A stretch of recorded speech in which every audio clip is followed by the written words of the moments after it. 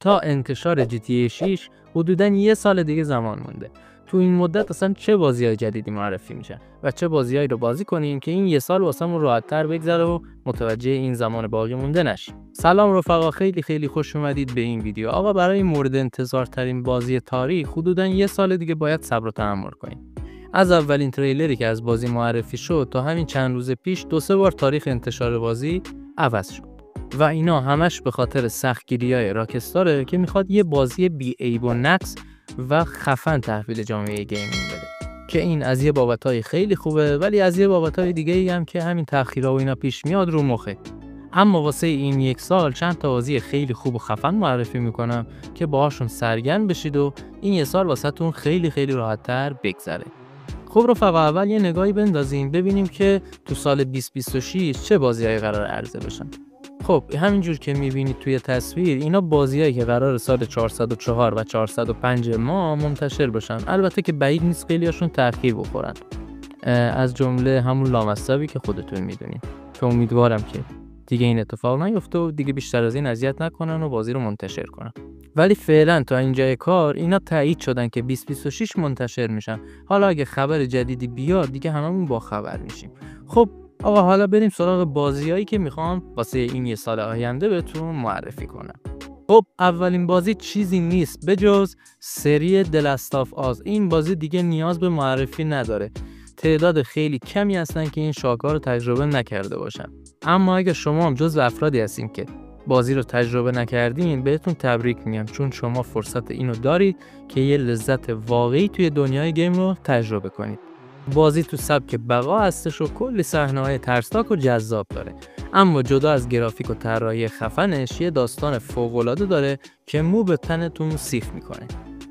پارت اول بازی سال 2013 و پارت دوم اگه اشتباه نکنم توی سال 2019 منتشر شده. اما گرافیک بازی حتی روی نسخه‌های قدیمیش هم جذاب.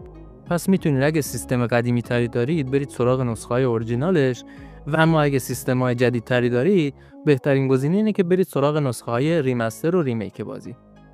خب بازی دوم بازی مکس پین یک عنوان انقلابی از کمپانی رمدی که تو سال 2000 منتشر شده. یه بازی نوستالژی خیلی جذاب که شما رو غرق در داستان غم انگیزش میکنه. شما در نقش مکس پین کاراگاه اداره پلیس نیویورک قرار دارید که زن و بچه‌اش توسط گروهی معتاد و مواد فروش به شکل وحشیانه‌ای به قتل میرسن و شما باید به مکس کمک کنید تا انتقامش رو ازشون بگیره. این بازی کلی صحنه‌های اکشن و جذاب داره که وقتی تجربهش کنید باورتون نمیشه این بازی مال 25 سال پیشه. بازی سوم آنچارتد 4، یکی از محبوب ترین بازی‌های PS4 که برای سیستم‌های شخصی هم منتشر شده. نیتن دریک که فکر می‌کرد دوران ماجراجوییش تموم شده، یهو با بازگشت برادر گم شده‌اش غافلگیر شد. حالا باید برای نجات برادرش دوباره به زندگی قبلیش برگرده و کلی خطر رو به جون بخره. اما این بار برای گنج افسانه‌ای هنری اوری. این بازی یکی از شاهکارهای استودیو نایتی داگ هستش که مثل بقیه عناوین این شرکت از داستان و گرافیک فوق‌العاده‌ای برخورداره.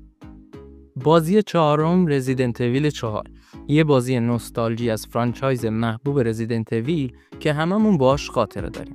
لیام شخصیت اول بازی مأمور ویژه دولت آمریکا هستش که باید برای پیدا کردن دختر رئیس جمهور تلاشش رو بکنه و در این جستجو اون به یک روستای مخوف میرسه که مردم این روستا درگیر یه بیماری نادر و ناشناخته شدن. حالا بعد چندین سال کمپانی کپکام این بازی رو ریمیک کرده و میتونید با گرافیک بالا و جذاب تجربهش کنید و سرگرم بشید. بازی پنجم فورزا هورایزن 5، یه بازی ریسینگ جذاب که اوایل فقط انحصاری مایکروسافت بود و حالا برای کنسول‌های سونی هم منتشر شده. این بازی یه تجربه بی‌نقص از دنیای ماشین سواری و ریسینگ بهتون ارائه میده که میتونید به بیش از 600 اتومبیل از برندهای معروف و غیره دسترسی داشته باشید و باهاشون توی مکزیک دور بزنید و حالش رو ببرید. بازی گرافیک خیره کننده‌ای داره، اما به قدری خوب بهینه‌سازی شده که حتی روی سخت افزارهای قدیمی‌تر هم به خوبی اجرا میشه.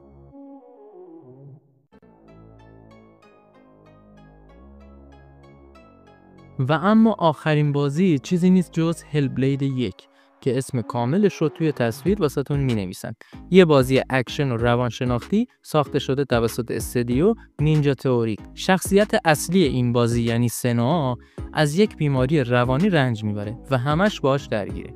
بازی کلی صحنه‌های اکشن و سینمایی داره که تجربه جالبیه.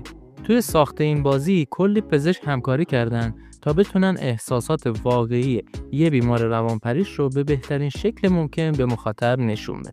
این بازی به شکل خیلی واضحی بیماری روانپریشی رو به شما نشون میده، جوری که با تمام سلول‌های بدنتون این بیماری رو لمس می‌کنید، مخصوصا اگه بازی رو با هدفون تجربه کنید. خب این 7 بازی معرفی ما تموم شد. به نظرتون جای کدوم بازی توی این لیست خالی بود؟ واسم توی کامنت‌ها بنویسید. خب رفقا، مرسی که تا آخر ویدیو همراهم بودید. اگه از این ویدیو خوشتون اومد لطفاً لایکش کنید و خیلی خیلی ممنون میشم اگه برای حمایت از من چنل رو هم سابسکرایب کنید. تا ویدیوی بعدی، خدا نگهدار.